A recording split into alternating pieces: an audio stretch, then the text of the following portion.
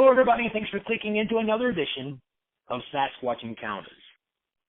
Today's guest comes to us from West Virginia, and he actually just telling me the other day about an encounter he had, and I'm telling you, this is actually a pretty cool event, and I was kind of impressed with it, and I thought, man, this would be a great opportunity to share with the community another good story. So I'm not going to waste any more time. Guys, please welcome Mr. Kyle Stevens. Hey, Kyle, how's it going, man? It's all right. How's it going with you? Going good. Hey, listen, how did you get into the whole Bigfoot thing in the first place? I mean, did you have an encounter that kind of sparked it? What brought it on? Well, I was a full-on non-believer. You know, that was just crazy to believe that something like that could exist. Or, very closed-minded individual. And just one night happened to see one, man. Yeah. So you saw one. How long ago was that? It was June 2009. June of 2009. And then now you're in West Virginia, because I don't know, were you in West Virginia then, or were you in California, I believe, or what was your situation then? I was in West Virginia. I was in Ohio County towards Wheeling. Okay. I'm a Brooke County resident, which is 19 miles from Wheeling. So, good deal. Not too far. So today's story, what we're going to talk about mainly today is going to be your most recent one, but we want to touch on those other ones as well, because it kind of tells a story, and they're from that area, which is what I find most interesting. It's nice to pinpoint, put a little pin on the map, if you will, and where different encounters happen. So I think it's important to touch on those. But you were telling me a story the other day, and I love the story, and I definitely thanks for coming on, by the way, and sharing it. But no problem. Walk me through the story. Kind of set it up. Tell me what happened, and just start from the beginning and go to the end. So are you? Well, 2 years ago, a friend and I, it was summer. It was hot. It's always hot. Yeah. We were thinking, well, let's go to the pool. Pool prices are outrageous. Screw that. So we were on this back road called Pierce's Run out here in Willisburg, and we were just going up and down it, just having a nice day drive because there was nothing else to do. And we saw this waterfall, and the way that the creek broke down, it would be perfect just to build a swimming hole there. So we'd go out there every couple of days over the next 2 weeks, and we'd take some shovels and some rakes and dig out the hole underneath the waterfall. Beautiful. So we had a really nice swimming hole. Not too deep. Go play underneath the waterfall if you really wanted to. That's awesome. And we didn't come back for a couple of weeks after we, finished it off because it kept raining, and I don't want to get caught under a waterfall while raining. It seems pretty unpurposeful. less magical. Yeah. You get out of the rain, you get under the water. Right, exactly. What's the point? So it was a real hot day, and we decided, let's go to the waterfall. So we went to the waterfall, and we weren't there very long at all, maybe 15 minutes. He jumped in. I said, no, I'm going to walk in because I'm a pansy. So we get in, we're splashing around, having a good time, and some kind of movement up on the hillside caught our attention. And there was a deer up there just making its way up along the ridge. So we were watching it, and no sooner did it realize we were watching it, it grew legs and ran faster. So we're just splashing around, and I thought like maybe acorns were falling from the tree above us. Maybe that's what was splashing in the water next to us. Right. But my friend's like, no, man, that's a rock. And I was like, well, who's throwing rocks? So, I mean, we tried to ignore it, but the rocks kept getting bigger. And just from what I've researched and or heard, I looked at him and I was like, we need to get out of here. He didn't want to get out of there, obviously. He just, maybe it's that deer. Yeah, 'cause deer can throw rocks, but, you know, I was like, I really think we should go. So we packed up and we started heading out. We walked back up the trail and got in the car, started the car, left from there. And as we were leaving, just on the other side of the waterfall is this like real bushy area, you know, it's where the hillside extends. And around the hillside is where the stream actually heads off into the waterfall. And right there across the stream, I saw what I could only consider a juvenile, maybe teenager, whatever age have you, because it couldn't have been much taller than me. Mm-hmm. Standing there with real long fur, like bright auburn. I swear to God, it looked like an emo teenager. And this guy was just staring at the stream. He didn't pay us no mind. Just staring at the stream, but I don't think that whatever was throwing his rocks at us was Shaggy down by the stream. Right. You know? And then we left. Right. So how far away was the juvenile from where the waterfall was? How far had you gone? Drive-wise, about a minute and a half. It's not very far. It makes sense. So you're under the impression that there was probably an adult throwing rocks in the water, basically trying to scare you away. Is that kind of the idea? That's basically what I'm getting at. But what's strange is, you know, we've been down there time and time again, and nothing happened. Right. But we never entered, you know, it never looked like we were planning on staying long besides to get a little bit of work done. Right. You know, right. damming off the river and cleaning it out. So the one you saw, you said it was about your height, and I think we talked about this the other day. You're what, 5'11"? Yeah. So basically, you're 6 foot tall. You see a juvenile Sasquatch about your size, and it had long hair. Describe to me the hair. I mean, I know you said it was long hair. Was it like long everywhere? Where was the long hair? I mean, kind of give me a little detailed description of what you saw. Well, it was long on its arms. I couldn't see its fingers. Mm-hmm. Couldn't see its fingers. Like it was that long. It was kind of matted, you know. Which I don't blame it. I mean, it was hot out there, like I was saying. Sure. I mean, you're covered in fur. I mean, you're definitely gonna be dirty. Right. And I could tell that it was looking down. I could at least tell that much. But aside from that, I couldn't make out its face. It looked like a auburn cousin just standing there. And I mean, I could tell like it didn't have too much muscle mass to it. It wasn't like, you know, built like a brick shit house like most of the stories are. Sure. But I mean, you could definitely make out its like skeletal structure, like, you know, as it was standing there. So was the hair, like, even the hair on the legs just as long as the hair on the shoulders or the head, or no? It was the chest and legs didn't seem as long, right? But I could tell from looking at it, it definitely had what you would call coarse hair, like bristly, spongy stuff.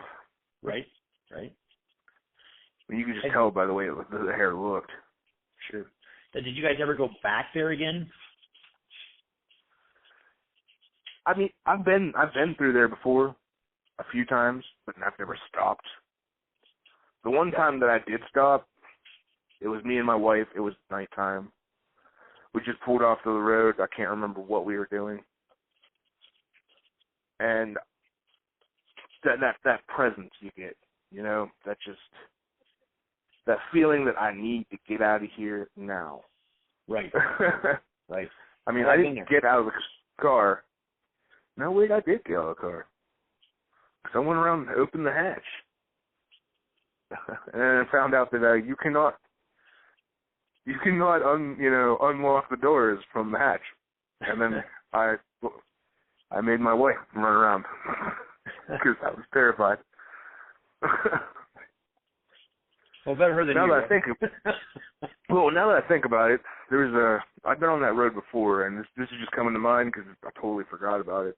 Mm-hmm. Fear, whatever, make you forget. I was out there with an ex-girlfriend, and we were doing what teenagers do. We were partying, Sure. for better term.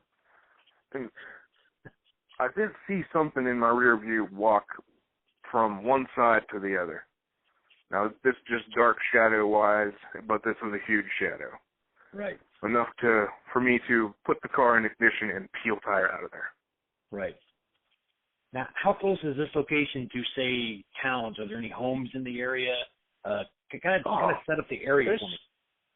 There's homes all up and down that country road. I mean, for the most part, it's flat along the road, but it gets narrow and mountainous. But there's a stream going up from one side of the road all the way down. It doesn't cross over at any point in time. There's a few caves out there too. A few caves? That's pretty. A few caves. Yeah. There's an old abandoned coal mine out there. It's pretty tree-wise. It's pretty thick, especially in the summer when everything's green. Right. I haven't been out there since that happened, actually. Right. I figure if you've seen it more than once, you just shouldn't be out there. Right. Start putting a target on you. So the area is basically pretty clear. I mean, there's houses up and down the road, but where you were at, where the swimming hole is pretty secluded. Oh no, it was a field. It was in a field. Well, the waterfall, the swimming hole wasn't in a field, but across the road from it was a giant field. Gotcha. Okay, gotcha. But there's a bunch of no trespassing signs. But on that side of the road, I didn't trespass. Sure. Now you mentioned you could tell the definition of the skeletal portions, like the elbows, the knees. Did the arms seem longer than most? They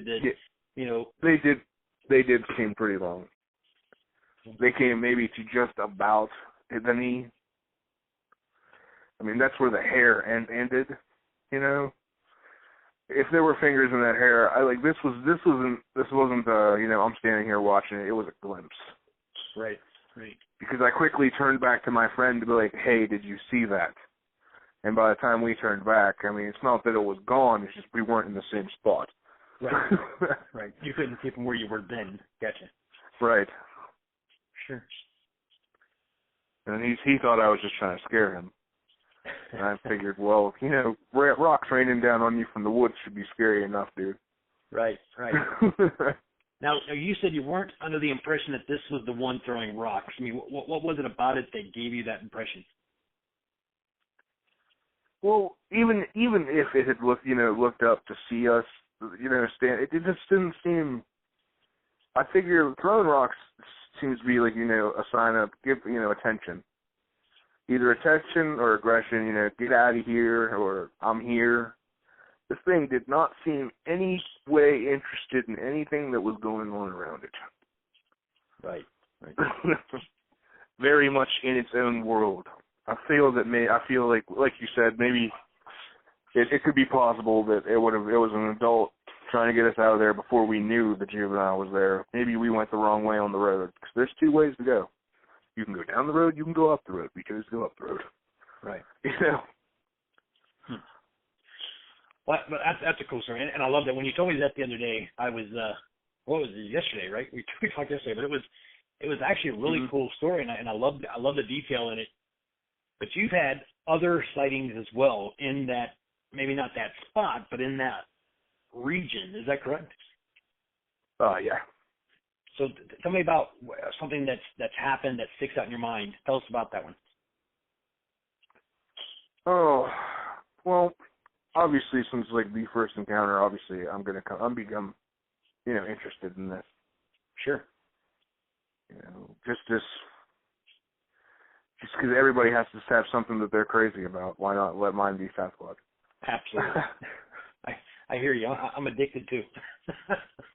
Right. So tell me about your first encounter. What happened in your first sighting?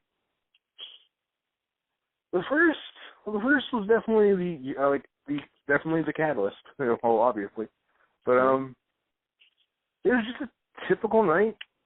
Nothing was going on. My wife at the time decided, hey, let's go to Blockbuster, and I was like, all right, can I get a game? I was not able to get a game. Just saying that now. That was a false promise on her part. But we lived out what they call GNC Road. It's up from Bethany, and it links to Ogilvy Park, and from down on the Ogilvy Park down into Wheeling. So, I mean, the city itself is about 7 miles away. Most people were like, well, how did you see a Bigfoot if you were in Wheeling? Well, there are woods, people. There are woods. That's right. So, I was, she told me to go start the car. Whatever. Stepped out on the porch, fired up a cigarette. Our cats are outside animals. They come and go as they please. And I left the cat out, and he didn't seem too interested in being out there long, and shot back into the house. That was the first thing that I found a little odd. Mm-hmm. It's not normally like that. He's pretty ballsy. I've seen him put a 130-pound golden retriever on his back. So whatever scared him, I guess I should have saw that coming. Right. So I just started heading down to the car, and I stopped. What made me stop was obviously this. You ever get that feeling when something's looking at you, and you just, whoa, I can feel eyes on me. Of course. And naturally, your eyes will go to whatever it is that is looking at you. And let's just say there he was in all his glory, man. And it's about 6 feet. I measured it once. It's about 7 foot, like 8, somewhere in there, leaning up against a tree. Right. And was it trying to use the tree to hide, or was it just standing there next to a tree? Man, it was leaning on the tree. Leaning on the tree. It was very casual, to put it this way. He was just leaning against the tree. Gotcha. And there was obvious eye contact, and I was literally so petrified I couldn't understand what the hell I was seeing. This can't be real. I even tried blinking, like a ghost. Maybe I just caught that out of the corner of my eye and it'll disappear. But no, he was still standing there. The light from my porch light cast just enough light on him for me to, be able to make out what he looked like. Right. That's that would bring you in, I mean, if you're out and you don't believe in these things and suddenly you see one, it is life changing, and so I definitely get that. Question everything. Right.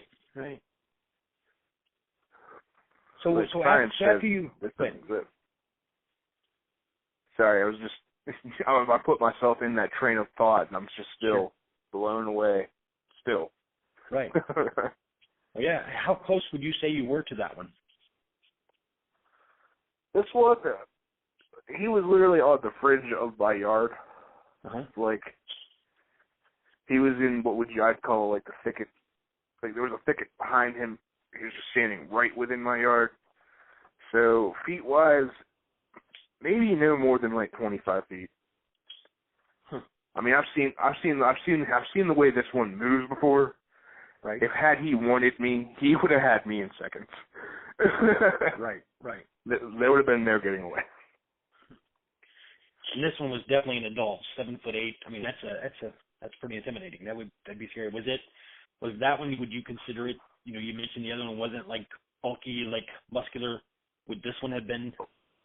Oh, this one was on steroids. This one was built. Was the hair basically the same? No. The hair was actually quite different. It wasn't as long. Uh-huh. In his hair, this one's hair was black. maybe a blackish brown. I mean, it's nighttime. Sure. So judging what color its fur was kind of tough. Right.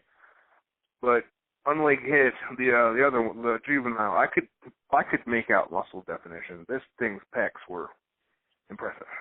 Right. Every single muscle on that thing's body was impressive. Sure. And it was built, and it's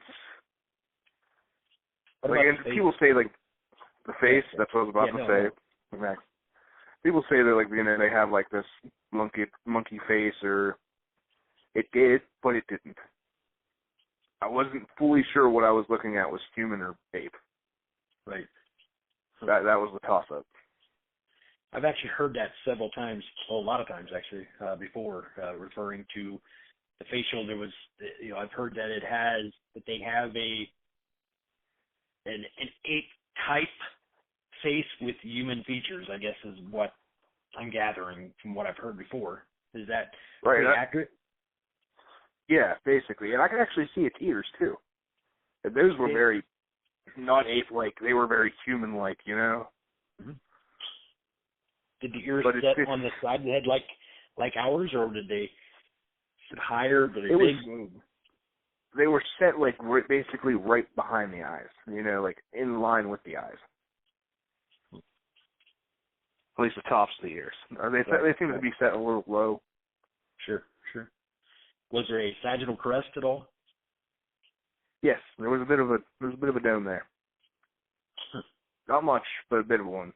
Right. It definitely had an odd-looking head. Sure. So, how many sightings have you had in that area? I mean, and are you hearing from other people who said, "Hey, I saw that same thing"? Or are you hearing that around there, or what's the story there? I've had a couple of friends that. Well, this guy wasn't a friend. I used to be part of a paranormal ghost hunter team. Mm-hmm. And there's an old house out in the area called the Brookhill Spook House, or the Gift House. Heavily haunted. No joke. Definitely ghosty. But definitely haunted. And I was just joking around with my friend, talking about, my experience, and this one guy that he's worked there for years, he's real quiet, he doesn't talk to nobody, he doesn't say much about anything to anyone. He looks at me and he goes, "I saw one too when I was a kid." And he said he was in a car with his parents, they were going up the road, and this thing was leaning down in like a storm drain, washing its hands or something like that. Huh. He said that it just petrified him. Yeah. And I've heard from a few people in my area, other sightings, not the same one, because I don't live in Wheeling anymore. I was very quiet about what I saw at that point in time, because sure. you know how people treat you. Yeah, you get ridiculed, you get laughed at, of course. Right. That's some really interesting encounters, man, and I definitely appreciate you coming on and sharing those with us, because obviously the more we hear encounters and the more we start putting the pieces of the puzzle together, the faster we're going to be able to solve this problem, or this mystery, I guess you could say, not problem, mystery. So Kyle, listen, man, I appreciate you coming on, and is there anything you want to add before we close?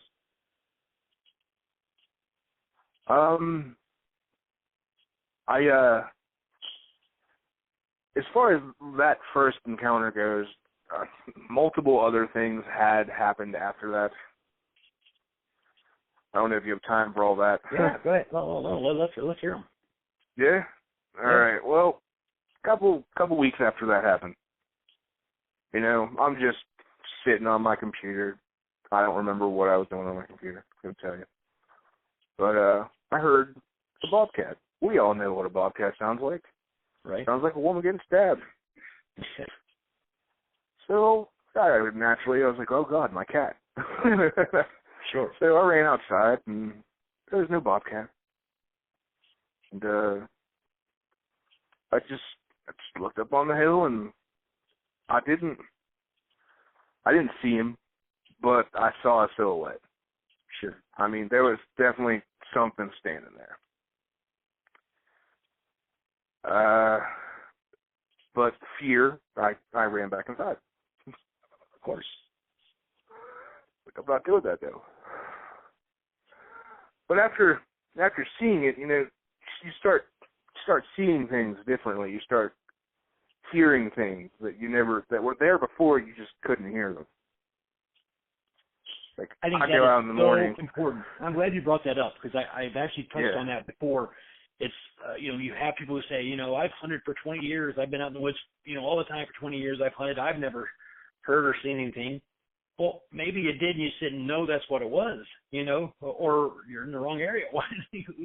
But, yeah, I think it's really important to point out that while your mind kind of tends to go there once you've had an encounter,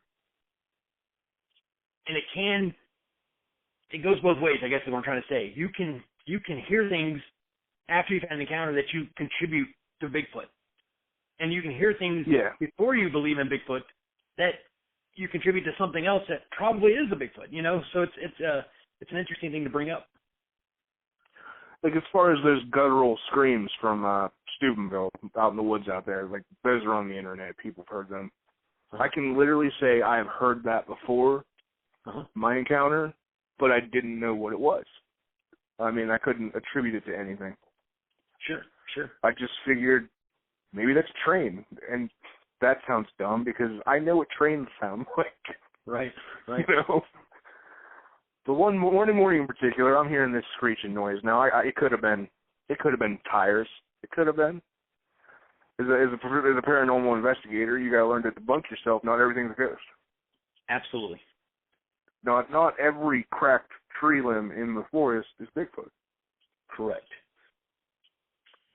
But I'm hearing this screeching noise. And I'm hearing it from one side of the valley. And then from the other side of the valley, I hear another screech noise. But at a higher pitch. And this goes on for maybe 15 minutes. And then I'm thinking, either someone's burning rubber and having a hell of a good time, Right. Or that's something. That's something. That's when you don't know, when you're not sure of what a sound is, your mind tries to classify. Your mind just automatically tries to say, well, that must be this or that must be that, and you're not always right. It's really hard when the brain has to make everything definitive. Exactly. It has to absolutely be this or nothing. Right. That's what what I mean with it really makes you open your mind. Sure. So I believe in ghosts. I do too. I've had some kind of odd experiences myself with the paranormal. I remember the picture you showed me. Yes, the picture you showed me. the one with the in the living room, something going through. It was crazy, just crazy. But I love all those. Everything's mysteries. I love it. If it's whether it's Bigfoot or ghost or what it is, doesn't matter. I'm into all that. So makes the tiny world not feel so closed. It does, doesn't it? But I mean, I've had rocks thrown at my house. I've seen this thing a few more times. Just in passing. I'd say in passing. Just pay attention. Starting to pay attention more to the area around me. And there's only one more thing that I would like to add, and this is, I think it might pick up on hunting activity. Okay. We were having a barbecue one night out on the porch, and up past my house, like I said, there's a golf course on one side, not very inhabited. It's overpriced. That's why. Right. But and the rest is just trees, thickets and trees, woods as far as the eye can see. I'm out there grilling. It's maybe midnight because I'm a night person. That's how I am. Right. And I'm watching some deer go from, let's say, the thickets in front of my house out into the golf course to eat. They keep the grass nice and fresh there for them. Sure. But I started noticing like these shapes, and I'm going to call them shapes because I couldn't see them in definition. Right. But these shapes were all, as far as like the thicket goes, it was a game trail. They were all sitting at different ends of the game trail. And I want to say, what would you call an argument ensued? Because that's the only thing I could guess it was. Is because at one point in time they all started to like congregate around each other, and there was oh my God, the racket. From hooting and hollering to whooping to the growling to the screeching. It was my wife, her sister, and her husband. We were all sitting there in the middle of the porch, grouped together tightly, watching these these shapes move around, and the noises that was coming from that thicket. It was terrifying. It was terrifying. It was interesting, but God, it was terrifying. I kept telling them, hey, this is Bigfoot. And they were going, no, it's something else. And I was like, hey, this is Bigfoot. And they go, no, it's something else. I was like, oh, well, what else is it, guys? Right. You know? Well, yeah, I mean, if you see the shapes, I mean, you can't make them out. If you see the shapes, you can at least determine that it wasn't a grouse or it wasn't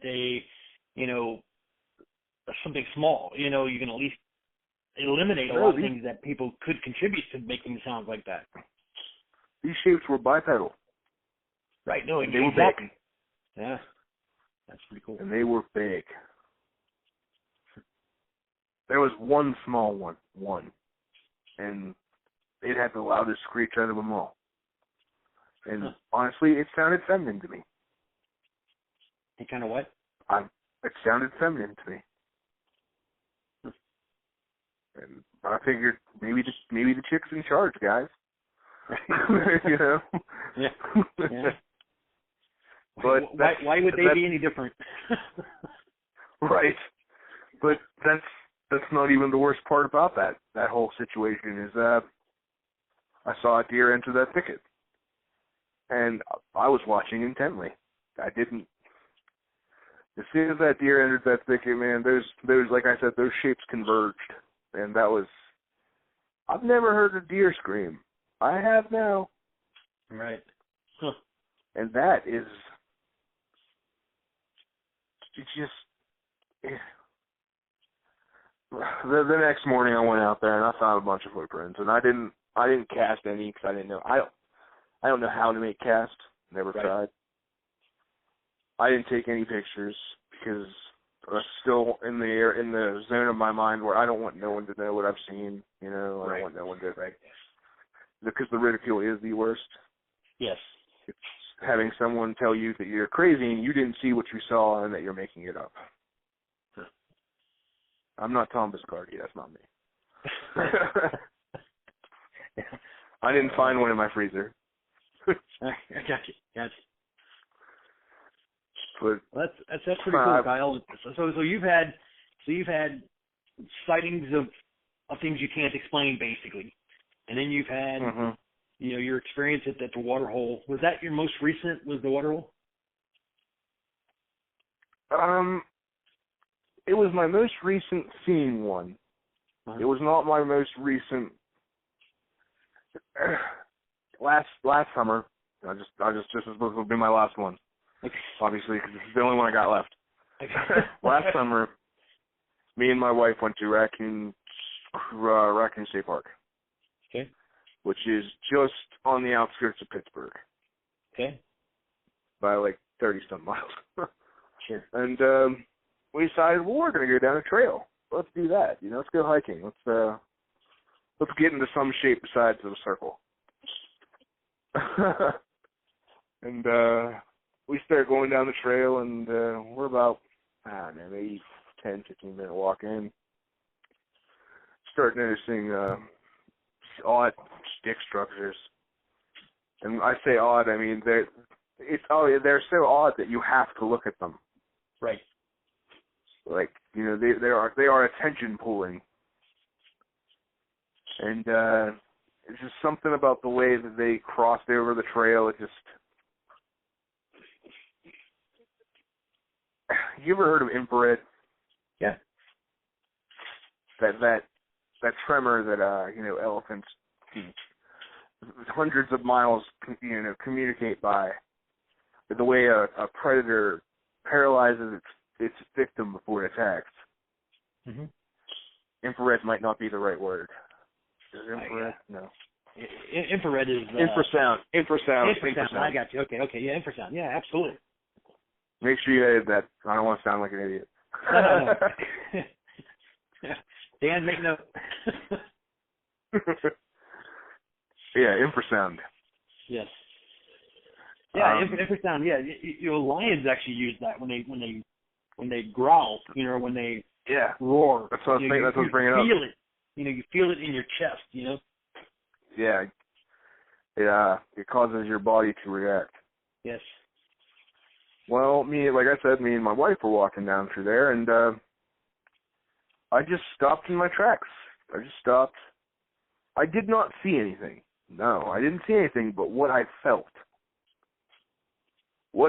told me to turn around and don't come back.